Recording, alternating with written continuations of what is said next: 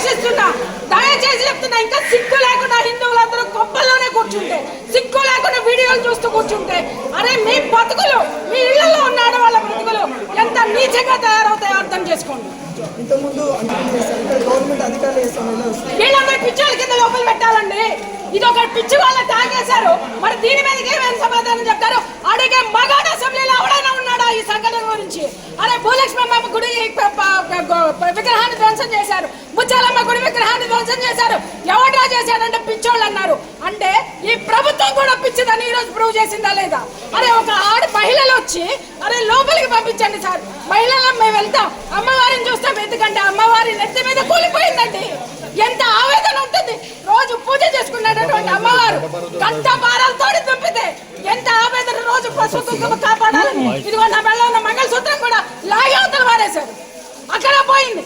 అలాంటి అమ్మవారిని చూడాలనే చెప్పేటువంటి దీంతో అక్కడి నుంచి వస్తే హైలైట్ అవడం కోసం మాట్లాడుతున్న వాళ్ళు వారు ఏజేపీ మాట్లాడుతున్నాడు.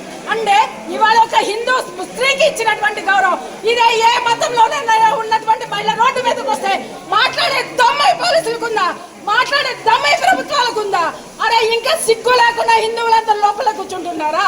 సిగ్గు లేకుండా మనం అందరినీ మహిళలందరినీ చేతగాని వాళ్ళ కింద తయారు చేసి ఈ దళితులకి, దౌర్భాగ్యులకి, దగులుబాజీలందరికీ కూడా మన మానవత్వాన్ని, మన ఆహాన్ని తాకట్టు పెడదామా అనే అస్తిత్వాన్ని, మన స్త్రీల అస్తిత్వాన్ని తాకట్టు పెడదామని ప్రశ్నిస్తున్నాను. ఏమి గతి పట్టిందండి?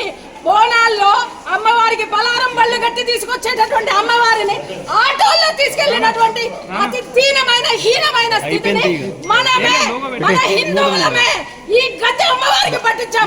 సిగ్గుపడాలి మనం హిందువులు అని చెప్పుకోవడానికి, నిజంగా సిగ్గుపడాలి. పసుపు కుంకుమ కాపాడేటటువంటి అమ్మవారికే గతి లేదంటే రేపు పొద్దున నీ పసుపు కుంకాలకి ఏం గ్యారంటీ ఉంటుంది? ఇవాళ పోలీసులు ఎంత దౌర్జన్యంగా మాట్లాడారు, ఎంత హేళనగా మాట్లాడారు. నేను ఒక హిందూ స్త్రీ ప్రతినిధిగా నేను ఇక్కడికి వచ్చాను.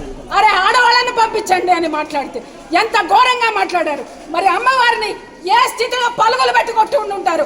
ఒక్కసారి జాగో హిందూ. ఎమ్మెల్యే కాలనీ అని ఇక్కడ ప్రజాప్రతినిధులు ఇక్కడ దగ్గరలోనే ఉంటారు, ఎవరు కూడా స్పందించట్లేదు. ఎలా చూస్తారు? వాళ్ళు మనుషులైతే కదా సార్, ఓట్లు దండుకొని కూర్చున్నటువంటి మూర్ఖులు, దగులుబాజీలు ఎన్నుకున్నంత కాలం మన బతుకులు ఇలాగే ఉంటాయి. ఇలాంటి ప్రభుత్వాల్ని, మూఢతో ఉన్నటువంటి ప్రభుత్వాల్ని, దిక్కుమాల సెక్యులరిజం అని మాట్లాడి హిందువుల్ని తాకట్టు పెట్టేటటువంటి ప్రభుత్వాల్ని, కూల్చేటటువంటి ప్రభుత్వాల్ని తెగ నరికే రోజు ఎప్పుడు వస్తుందో, ఎవడైతే ముందుకు వస్తాడో అప్పుడే బాగుపడుతుంది భారతదేశం.